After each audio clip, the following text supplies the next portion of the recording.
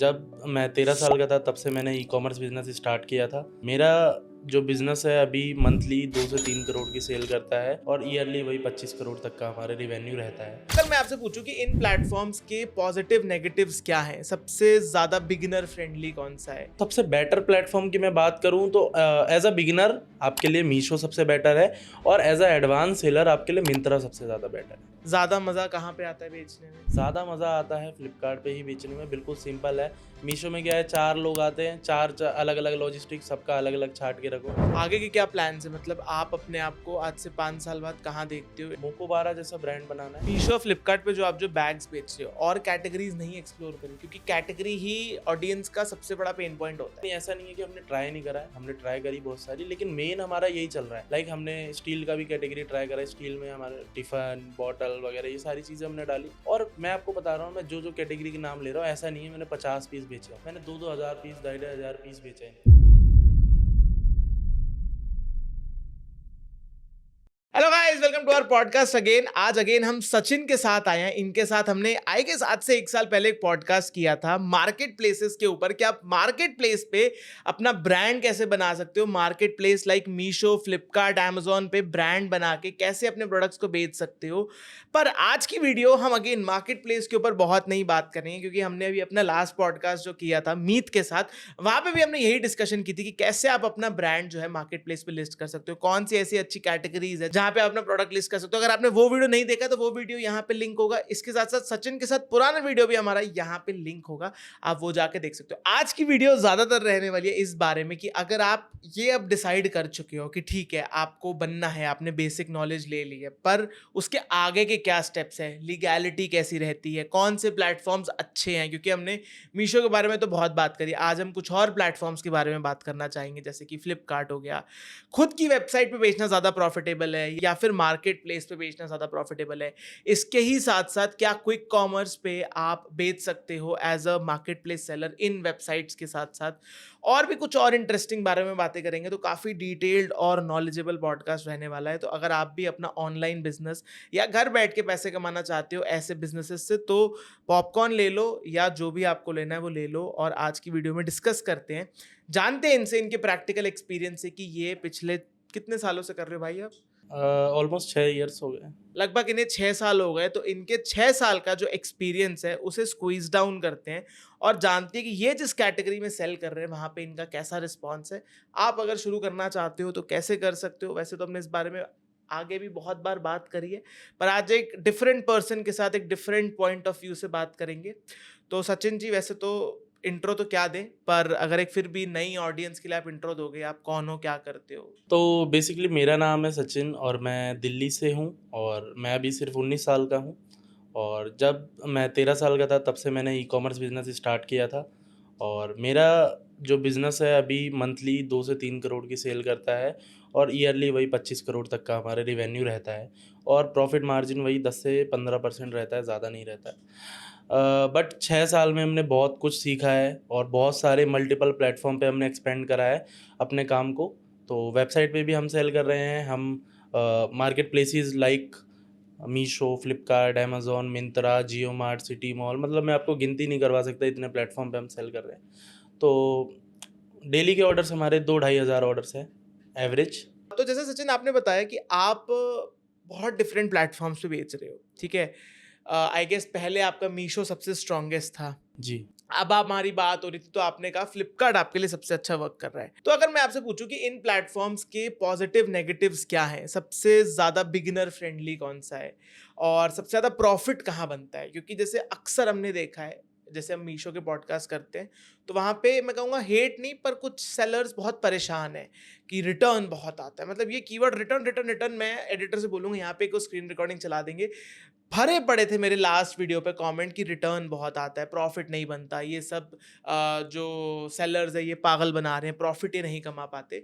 तो उस बारे में आपका क्या कहना है कि क्या सच में नहीं बनता मीशो पे प्रॉफिट ड्यू टू रिटर्न्स? भाई return is a part of business. Return तो आएगा ही, अगर आप कुछ भी सेल कर रहे हो तो रिटर्न तो आना ही है। बाकी जैसे बात रही रिटर्न की वजह से प्रॉफिट नहीं बनता है, तो ऐसा तो बिल्कुल नहीं है, क्योंकि मैं 6 साल से सेल कर रहा हूँ, अगर मेरे को नहीं बनता तो मैं 2 महीने में ही बंद कर देता, 3 महीने में बंद कर देता। तो सबसे बेटर प्लेटफ़ॉर्म की मैं बात करूँ तो एज़ अ बिगिनर आपके लिए मीशो सबसे बेटर है, और एज़ अ एडवांस सेलर आपके लिए मिंत्रा सबसे ज़्यादा बेटर है। तो मीशो पे अगर आप एक बिगिनर हो तो आपको सीखने को बहुत ज़्यादा मिल जाता है, बहुत ज़्यादा सिंपल टू यूज़ है, एंड जो न्यू सेलर्स होते हैं उनको जो ऑर्डर्स की फ्लो है बहुत जल्दी आ जाते हैं उसपे। तो बहुत ज़्यादा ईज़ी भी है, एंड साथ में उसपे जीएसटी और नो जीएसटी दोनों आप सेल कर सकते हो। अगर आप अभी श्योर नहीं हो कि काम करना है, नहीं करना है, और अभी आप थोड़ा गवर्नमेंट उसमें हो कि भाई मेरे को नहीं करना है, तो एनरोलमेंट आईडी से स्टार्ट करके देखो, अगर अच्छा चलता है आपका तो आप जीएसटी में कन्वर्ट हो जाना। एंड बात रही इसमें विजिबिलिटी की, सबसे ज़्यादा विजिबिलिटी इसमें ही आती है मीशो में, नए सेलर को। और कहीं जाओगे आप तो जो पुराने सेलर होते हैं उनको ज़्यादा प्रायोरिटी मिलती है, और क्योंकि वो थोड़ा लग्स बोल सकते हो, लग्ज़री वगैरह ये होता है। लेकिन मीशो में आपको जो न्यू सेलर है उनको ज़्यादा विजिबिलिटी मिलती है। और बात रही, अभी तो मेरा फ्लिपकार्ट सबसे ज़्यादा बेटर चल रहा है। मीशो में हमारा जो है, जो प्रमोशन वगैरह टाइप होता है, कभी हम 10% लगाते हैं तो 35% अपने आप हो गया, 27% अपने आप हो गया, 25% अपने आप हो गया। कभी-कभी तो हमें कंपनसेशन मिल जाता है, लेकिन कभी-कभी नहीं मिलता है। उसके चक्कर में अभी कभी हमें मीशो गारंटी दे रही है कि भाई आपको 10 का आरओआई देंगे। 10 का आरओआई देने के बाद वो आता है हमारे पास सिर्फ़ 2.8 का आरओआई, 3 का आरओआई, 4 का आरओआई आ रहा है। तो ऐसे केस में मीशो बेकार है। ऐसे केस में मीशो हमारा दिक्कत कर देता है। बाकी फ्लिपकार्ट में ऐसा नहीं होता है, जो आप लगा रहे हो तभी प्रमोशन लगेगा, नहीं लगा रहे हो तो नहीं लगेगा। इसलिए फ्लिपकार्ट ठीक है। अभी आपके केस में आपका रेवेन्यू डिस्ट्रीब्यूशन कैसा दिखता है? सारे प्लेटफ़ॉर्म्स पे कितनी-कितनी सेल कर रहे हो विद कितने प्रॉफिट मार्जिन्स? देखो, प्रॉफ़िट मार्जिन मेरा हर एक पे वही है, 15 से 20%, जो कि 10-15% मीशो पे, 15 से 20% फ्लिपकार्ट पे हमारा है। अगर मैं शेयर बताऊँ तो 100 में से आप 50 फ्लिपकार्ट ले लो, 40 मीशो ले लो, और 10 में आप सब ले लो, स्नैपडील, अमेज़न, मिंत्रा, ये सारी चीज़ें हमारी 10 में ही आ जाएँगी। बाकी जो मेनली जो है हमारा फ्लिपकार्ट और मीशो चल रहा है अभी। अच्छा, और फ्लिपकार्ट की जैसे हम जब बात करते हैं, तो फ्लिपकार्ट पे आपको क्या बेटर लगता है मीशो के कंपैरिज़न में? फ्लिपकार्ट पे बेटर ये है कि कस्टमर सपोर्ट है, आपको आप थोड़ा-सा हेल्प पे डालोगे, आपको तुरंत कॉल आ जाएगा। आपका वहाँ पे थोड़ा स्ट्रिक्टनेस भी है, जैसे मीशो में आप काम कर रहे हो, ब्रीच आपका लग गया, कोई दिक्कत नहीं है। लेकिन फ्लिपकार्ट में आपका ब्रीच लग गया तो आपको एक-एक रीज़न देना पड़ता है कि भाई क्यों ब्रीच लगा? वहाँ पे आप ये भी नहीं बोल सकते मैं भूल गया। भूल गए तो आपके पे ब्रीच लग जाएगा, आपके ऑर्डर कैंसल हो जाएँगे, आपका जो टियर जो अपग्रेड होने वाला है वो बिल्कुल ब्रोंज़ पे आ जाएगा।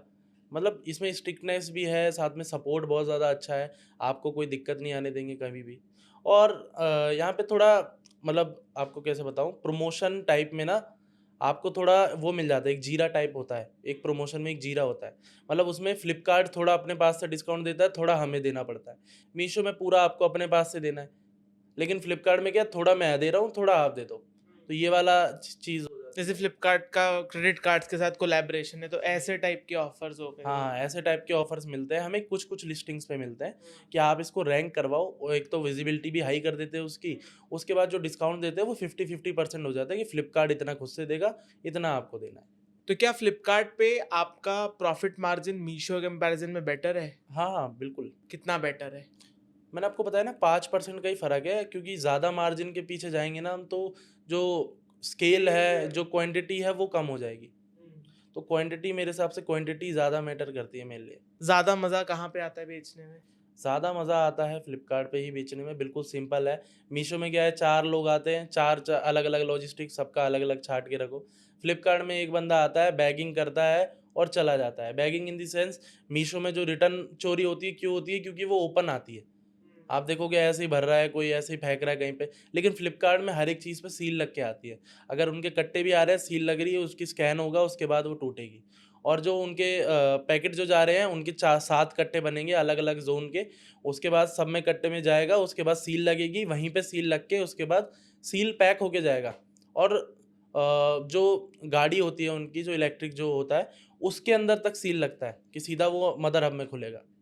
ये होता है इसमें, फ़ायदा ये है, मीशो में इसलिए रिटर्न चोरी होती है क्योंकि वो ओपन आती है। अगर उसको भी हम बैग में कर दें ना, कि बैग में बिल्कुल सील-वील लग के आए, तो उसमें भी काफ़ी हद तक कमी आ जाएगी। हाँ, मतलब मैंने आई गेस किसी के साथ अगेन मीशो पे ही किया था, शायद मैंने उत्कर्ष के साथ किया था। तो उन्होंने ही बताया था कि मतलब ये मीशो में चोरी होना बहुत आम बात है और इसमें लॉजिस्टिक्स लेवल पे ही लोग जो है वो फ्रॉड करते हैं। मतलब सेलर तो इतना फ्रॉड नहीं करता जितना लॉजिस्टिक लेवल पे डिलीवरी पार्टनर या हब वाले मिल के पूरा स्कैंडल बनाया हुआ है कि ये सब वो चीज़ें चोरी करते हैं। तो ये आप कह रहे हो फ्लिपकार्ट पे नहीं होता। नहीं, नहीं, फ्लिपकार्ट में नहीं होता। और क्या रीज़न है अमेज़न और मिंत्रा जैसे प्लेटफ़ॉर्म्स पे कम स्केल करने का या ना बेचने का? अमेज़न और मिंत्रा के लिए मैं बताऊँ भाई, सबसे बेस्ट प्लेटफ़ॉर्म्स है। बट बात वही है कि हमें टाइम नहीं मिल रहा था काम करने का, हमें टाइम नहीं मिल पा रहा। अभी जो टीम हम कर रहे हैं, बढ़ा रहे हैं, कोई बंदा हमें मिल नहीं रहा है बढ़िया। मतलब जेन्युइन जिनको कुछ आता हो, बिल्कुल वही लो लेवल के मिल रहे हैं। इनकी सैलरी बहुत ज़्यादा है लेकिन आता कुछ नहीं है। तो उसी चक्कर में हम कर ही नहीं पा रहे हैं। क्योंकि हमने लास्ट एक पॉडकास्ट किया था, वो सिर्फ अमेज़न पे बेचते और अब वही अमेज़न पे बेचते तो वो 1-2 प्रोडक्ट से ही बहुत निकाल पा रहे हैं कंपेयर टू बहुत कुछ बेचना। अब जैसे हम इतनी सारी बात कर ही रहे हैं तो अब जैसे ऑडियंस सोच रही होगी, जो नई ऑडियंस है, कि आप बेचते क्या हो? तो आप बेचते क्या हो एग्ज़ैक्टली? मैं डील करता हूँ हैंडबैग्स में, बैकपैक्स में, मतलब पूरे बैग्स की जो है वेरिएशन सब में डील करता हूँ। मतलब मेनली जो है मेरा हैंडबैग है और बैकपैक चलता है स्कूल बैग में। और यही कैटेगरी आप कितने टाइम से बेच रहे हो? सेम कैटेगरी हम कर रहे हैं लास्ट 6 ईयर से, स्टार्टिंग से अभी तक यही सेम कैटेगरी कर रहे हैं। बीच-बीच में नई-नई कैटेगरी लाते हैं, कभी सॉक्स ले आए, कभी स्लीव्स ले आए हाथ की। बेचते खूब है दबा के सारी चीज़ें। मतलब मैं जो-जो आपको नाम ले रहा हूँ ना, ये ऐसा नहीं है कि मैंने 50 पीस लाए, 50 पीस बेच दिए। 500, 1000, 2000 पीस ये बेचते हैं हम बीच-बीच में। और मतलब आप कह रहे हो कि इस कैटेगरी में आप जो मार्जिन है नेट वो 10 से 20% आप ले जाते हो। हम 10 से 20% ही रखते हैं क्योंकि हमें स्केल करना है। अगर आपको स्केल करना है, आपको क्वांटिटी चाहिए तो 20 से 25% मार्जिन इनफ है। इससे ज़्यादा आप जाओगे तो वो या तो इकट्ठा खा लो या तो धीरे-धीरे खाओ, वही वाली बात है। इसके साथ-साथ जैसे आप कह रहे हो कि स्केल, तो स्केल की क्या डेफिनेशन है आपके सेंस में? स्केल इन द सेंस कि आपको भले आप इकट्ठा 1 से ₹40 ना कमा के आप ₹25-25 2 से कमा रहे हो। नहीं, बाय स्केल आई मीन कि कितने ऑर्डर्स आप अभी कर रहे हो और कितने करने का प्लान करते हो? मतलब कितना स्कोप देखते हो इस कैटेगरी में?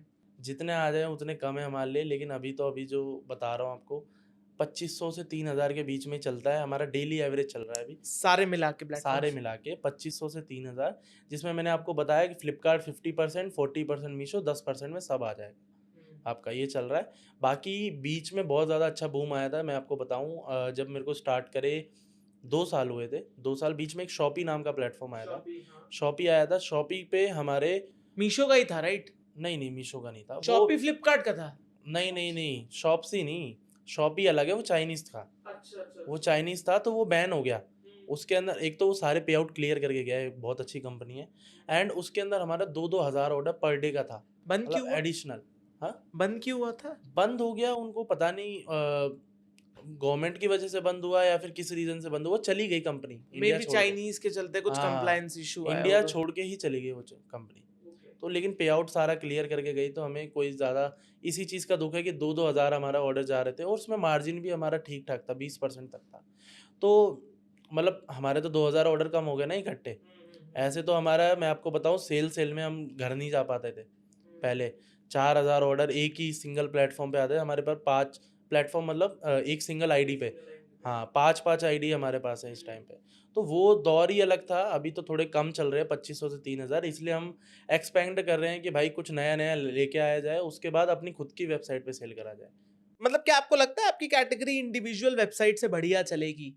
ऐज़ इन कि मतलब सेल्स, प्रॉफिट वैसा हो पाएगा जैसा आप मार्केट प्लेस से कर रहे हो? क्योंकि मार्केट प्लेस में तो आपको ट्रैक्शन मिल जाती है, पर वहाँ पे आपको ट्रैक्शन खुद बनानी पड़ेगी। इसके ही साथ-साथ सब कुछ आप स्क्रैच से कर रहे होगे, तो क्या लगता है उस पे क्या सोच है आपकी? सोच यही है कि अगर मार्केट प्लेस पे वो सेल हो रहा है ऑलरेडी तो मेरे को ज़्यादा पैसे बर्न नहीं करने पड़ेंगे उसको वेबसाइट से सेल करने में। क्यों?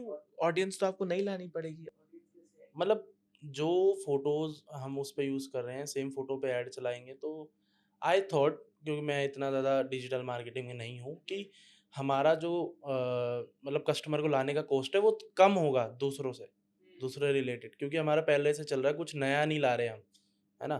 तो मेरे हिसाब से ये ठीक रहेगा एंड मेटा ऐड में करेंगे हम एंड 100-200 रुपए का बढ़ा के ही चलेंगे और बाकी अपना जो है परफॉर्मेंस मार्केटर वो थोड़ा ठीक ठाक है, तो उस पर भरोसा भी है थोड़ा कि अच्छा कर देगा।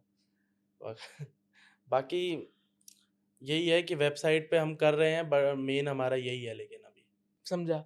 और इसके साथ-साथ क्विक कॉमर्स वगैरह का नहीं सोचा? देखो क्विक ब्लिंकिट कॉमर्स वगैरह तो पे बिल्कुल बेचने है का? ही नहीं हमारे लिए, क्योंकि हमारा मार्जिन है बिल्कुल मिनिमम। हुँ।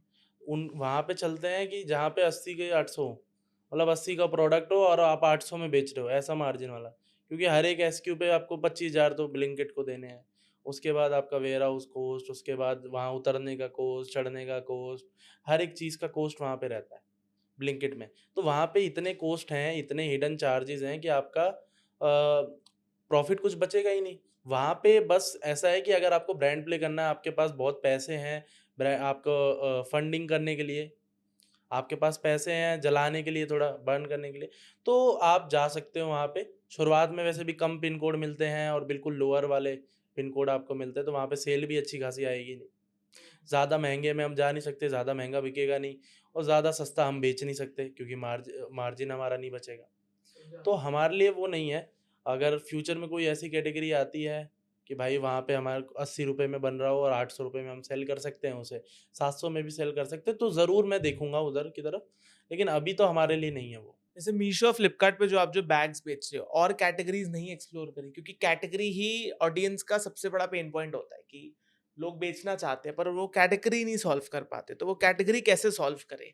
और आपके लिए क्या आपने अभी तक कुछ ट्राई नहीं किया, या टाइम नहीं मिला, या फिर आप कंफर्टेबल हो जो आप बेच रहे हो? पहली बात तो कंफर्टेबल हैं क्योंकि मैन्युफैक्चरिंग है खुद की, ये अच्छा, तो आप है। खुद मैन्युफैक्चर खुद करते हो? मैन्युफैक्चर करते हैं और आज से नहीं 20 साल पुरानी पापा की फैक्ट्री है, वहाँ से मैन्युफैक्चरिंग होती है। तो कंफर्टेबल तो हैं ही, लेकिन ये ऐसा नहीं है कि हमने ट्राई नहीं करा है, हमने ट्राई करी बहुत सारी, लेकिन मेन हमारा यही चल रहा है। लाइक हमने स्टील का भी कैटेगरी ट्राई करा है, स्टील में हमारे टिफ़िन, बॉटल वगैरह ये सारी चीज़ें हमने डाली, और मैं आपको बता रहा हूँ, मैं जो-जो कैटेगरी के नाम ले रहा हूँ, ऐसा नहीं है मैंने 50 पीस बेचे हों। मैंने 2-2 हज़ार पीस, ढाई-ढाई हज़ार पीस बेचे हैं इनके। स्लीव्स के पूरे कट्टे-कट्टे आते 4-4, 5-5, एक-एक में आपको 500-500 स्लीव मिलेगी। तो वो पूरे हमने खाली कर दिए पूरे 1-1 महीने में। तो तो बहुत अच्छा कंटिन्यू चलता है, क्यों नहीं बस किया? बात ये है कि हमें सप्लाई नहीं मिली उस हिसाब से, और हमारे पास अभी इतना ज़्यादा ऑर्गनाइज़ नहीं है काम हमारा कि कोई टीम वाला ये करता रहे, सब कुछ हमें ही हैंडल करना पड़ता था इसमें।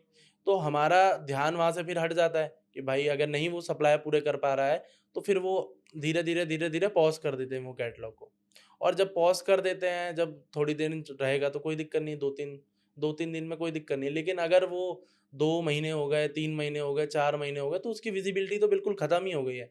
अब दोबारा चालू करोगे वही बात है, बिल्कुल ज़ीरो से उठाने वाली। आगे के क्या प्लान्स है? मतलब आप अपने आप को आज से 5 साल बाद कहाँ देखते हो इन टर्म्स ऑफ एक मार्केट प्लेस सेलर? क्या प्लान्स है? क्या सोच रहे हो करने का? और क्या आपको लगता है कि अच्छा चलेगा आपके लिए? मोकोबारा जैसा ब्रांड बनाना है। हमारा पूरा प्राइवेट लिमिटेड हमने बनाई भी है, और प्राइवेट लिमिटेड बना ली है, सैंपल्स भी बन गए हैं, बैग के डिज़ाइनर से डिज़ाइन हुए हैं। तो वो क्या है कि हम जो बना रहे हैं उसकी क्वालिटी कुछ ज़्यादा ही अच्छा है, और वो इंडिया में बन ही नहीं पा रहा है। मैंने बहुत जगह सैंपल बनवाने की कोशिश करी, लेकिन जो प्राइस रेंज में हमें वो चाहिए वो नहीं बन पा रहा। मतलब आप मानो जो सैंपल भी बनने का मैं बोल रहा हूँ ना, तो वो भी 6-6 7-7 हज़ार में बन रहा है। कि लोग कह रहे हैं कि मैं इसका ना क्वांटिटी भी दूँगा तो 6-7 हज़ार में ही मिल पाएगी आपको। तो मतलब इतना अच्छा वो बन रहा है, तो थोड़ा उसको थोड़ा मिनिमल भी करें, थोड़ा कम करने का ट्राई कर रहे हैं हम। क्योंकि यहाँ बन नहीं पा रहा है, चाइना से बनवाएँगे तो 1 पीस का मैंने निकलवाया था 2650 का मेरे वेयरहाउस तक पड़ रहा है। अब कोई चीज़ मेरे को 2650 की पड़ रही है, तो वो मैं बेचूँगा कितने की? 5,000 में कोबोरा की तरह। हाँ, तो और 5000 में 5,000 हम तो बेच बहुत नहीं सकते हैं। प्रीमियम प्राइसिंग हो जाती है ना, मतलब एज़ एन ऑडियंस, जैसे मैं भी बताऊँ, मैं सच बता रहा हूँ, पर्सनल ओपिनियन, मोकोबारा नहीं, मतलब जब भी मैंने बहुत बार सोचा, उनका एक बैग आता है बहुत फेमस 5,000 का, यहाँ मैं फ़ोटो लगा दूँगा।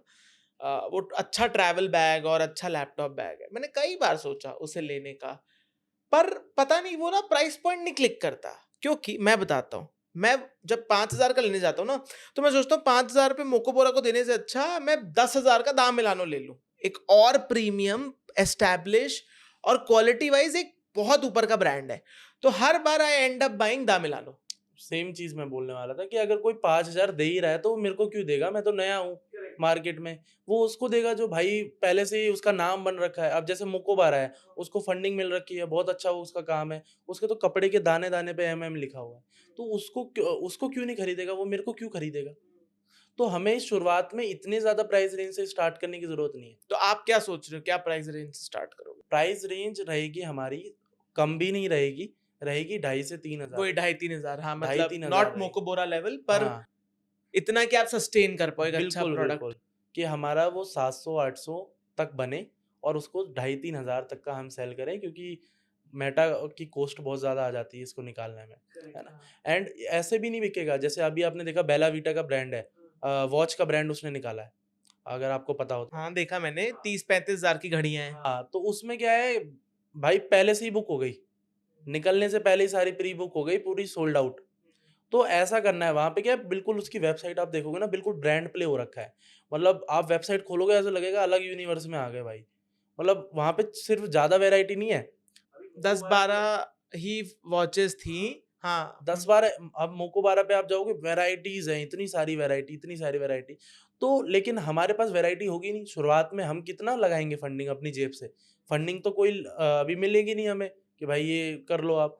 तो 4-5, ज़्यादा से ज़्यादा 4-5 होंगे, उसके अंदर भी 4-4 कलर होंगे। तो हमारे भी ऐसा ही थॉट है कि ब्रांड प्ले जैसी वेबसाइट हो हमारी, जैसी उसकी है, उतना हाइप बनाया जाए, आपको कंटेंट क्रिएशन से बनाया जाए, उसका कंटेंट के लिए अलग एक टीम बनाएँ, पूरा मतलब बिल्कुल ऑर्गेनाइज़ वे में सब कुछ करना पड़ेगा, अगर हमें कुछ करना है बड़ा तो। But I am sure, I don't know, I am sure जो बेला वीटा के फाउंडर हैं उन्होंने कुछ तो सोचा ही होगा, पर अगेन और बिक गया ना, उन्होंने सोचा। बिक गया।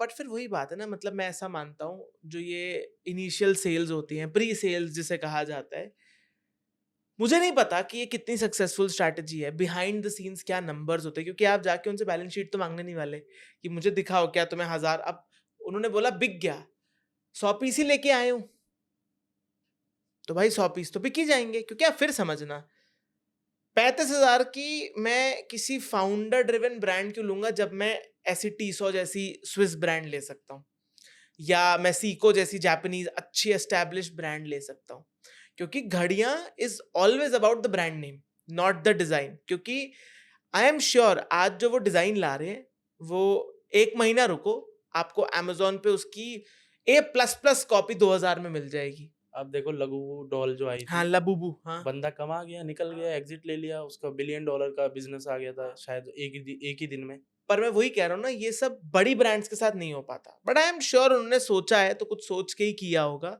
और वो तो ये हाइप बनाने हाइप से हो बना जाता के, है। हाँ। पर वही है कि सबकी अपनी अपनी सोच है, मैं बहुत अलाइन नहीं होता, क्योंकि मैं हमेशा मानता हूँ in a longer run hype survive नहीं करती है, प्रोडक्ट और ब्रांड क्वालिटी करती है। जो मैंने आपको दाम मिलानो का एग्जांपल दिया, वो इसीलिए दिया, एक बैग को मेरे 4 साल हो गए हैं, आज तक वो बैग फटा नहीं है, लाइफ टाइम वारंटी देते हैं वो अपने लेदर पे। मेरे को बता दो कोई ब्रांड जो इतना कॉन्फिडेंट हो अपने प्रोडक्ट पे। अब देखो, अब वो तो है, देखो आपको अच्छा लगा, लेकिन अगर कोई पैसे ले रहा है, अब आप मेरे को दोगे 50,000 रुपए, तो बैग बना के दो, मैं भी कहूँगा भाई नहीं फटेगा, मैं उसमें लगा दो बस क्या कुछ भी। हाँ, नहीं मैं वैसे कह रहा हूँ कि मतलब ऑडियंस आज की डेट में पैसा देने को तैयार है, जस्टिफाई होना चाहिए। तो और जस्टिफिकेशन सिर्फ हाइप नहीं हो सकती, ये कह रहा हूँ मैं, कि मतलब या तो उसमें कुछ टेक्नोलॉजी डाली हो, कुछ यूनिक हो, कि मैं कहूँ कि हाँ, वो आकाश आनंद शायद उनका नाम है, आकाश आनंद के अलावा भी उसमें कुछ है, या वो हमारे पास ना फोनोग्राफ है। ऑप्शन नहीं है, अब उनके पास है पैसे, 100-200 करोड़ मेरे पास नहीं है लगाने के लिए। मैं सिर्फ़ 5 ही कर सकता हूँ, क्योंकि एक-एक का कॉस्ट डिज़ाइनर ही ले रहा है 3-3 साढ़े 3-3 हज़ार रुपए। बैग को सिर्फ़ डिज़ाइन करने का, फिर वो बैग बनेगा। अगर मैं एक-एक बैग भी अगर मैं ले रहा हूँ ना, कि भाई मैंने 100 बैग बनवा लिए 4 कलर के 25-25-25, तो एक की बनाने के अगर मैं 2,000 भी ले रहा हूँ तो कितने हो गए? मतलब 2 लाख रुपए के 1 डिज़ाइन बना बस। 5 डिज़ाइन बना रहा हूँ, 10 लाख का इन्वेस्टमेंट चाहिए मेरे को। डिजाइनिंग अभी नहीं, प्रोडक्ट प्रोडक्ट फैक्ट्री का। में, हाँ। प्रोडक्ट बन गया मेरा, हाँ, 100-100 हाँ, पीस बन गए, हाँ। 10 लाख का इन्वेस्टमेंट चाहिए मेरे को। अब कोई इनिशियल में जो स्टार्ट कर रहा है वो 10 लाख का इन्वेस्टमेंट कहाँ से लाएगा? वो लोन लेगा, और लोन किस बेसिस पे लेगा? सिर्फ़ अंदाज़े के बेस पे कि बिक गया, नहीं कर सकते ना। ये है कि हमें वहीं जाना पड़ेगा, जो है ऐसे जो ब्रांड प्ले वाली चीज़ पे ही जाना पड़ेगा। हम कर ही नहीं सकते मोकोबारा जैसा, क्योंकि भाई उस पे वैराइटीज़ है, हमारे पास वैराइटी नहीं है, हमारे पास 4 ही 5 है। तो हमें ऐसा दिखाना पड़ेगा कि वो कुछ खरीद रहे हैं ना, तो वो कुछ चीज़ खरीद रहे हैं जिसको वो दिखा सके। अब जैसे मैंने फ़ोन खरीदा, ये तो मैं दिखाऊँगा भी नहीं, फिर भी देख लेंगे लोग कि हाँ भाई, बंदे में कुछ बात है। तो ऐसा होना चाहिए कि वो बैग जो पकड़े, तो उससे उसकी बढ़े, तारीफ़ करे लोग कि भाई, कि बंदे में कुछ बात है, कुछ लिमिटेड एडिशन पकड़ रखा है। उसके बाद तो धीरे-धीरे जैसे फंडिंग आएगी, वैसे-वैसे हमारा काम बढ़ता रहेगा। अब जैसे अगर क्लोज करने से पहले मैं पूछूं, हर बार ये क्वेश्चन पूछता हूं, पर आपके पीओवी से बिगिनर्स के लिए बिगिनर फ्रेंडली कैटेगरीज और प्रोडक्ट्स क्या हैं जो बिगिनर बिना मैन्युफैक्चरिंग के सोर्सिंग करके भी पैसा कमा ले, मीशो या फ्लिपकार्ट जैसे प्लेटफॉर्म्स पे? अब देखो, मैं बताऊँ आपको, सबसे बढ़िया अभी चल रहा है, सॉक्स ले लो, सॉक्स भी बढ़िया चल रहा है। सर्दी में बहुत बिकता है। सॉक्स के अलावा मैं नाम लूँगा, लेकिन भैया नाराज़ हो जाएँगे। उनके 10,000 ऑर्डर है पर डे के।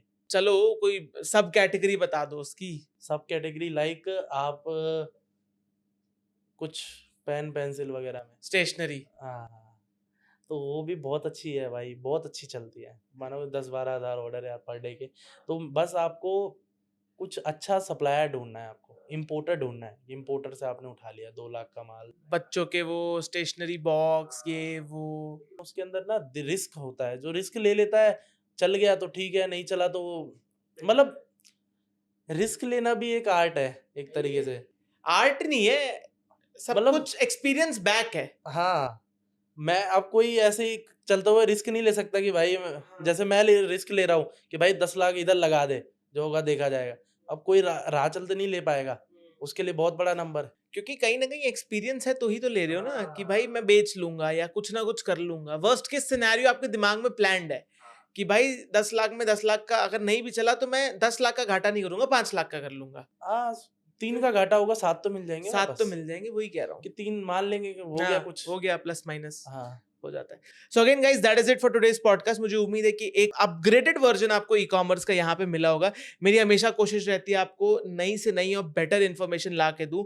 आने वाले जो भी बिजनेसेस हैं, ई कॉमर्स, एआई, इन सब के ऊपर भी अमेजिंग पॉडकास्ट आने वाले हैं। आपने सचिन को नहीं चेकआउट किया, आप इनके सोशल हैंडल्स को चेकआउट कर सकते हो, नीचे मैं लिंक कर दूंगा। आपने हमारे चैनल पे पहली बार आए हो, सब्सक्राइब नहीं किया, सब्सक्राइब करना मत भूलना। ऐसे ही क्वालिटी कंटेंट लाता रहता हूँ। Thank you for watching. I hope to see you in my next video. Bye bye.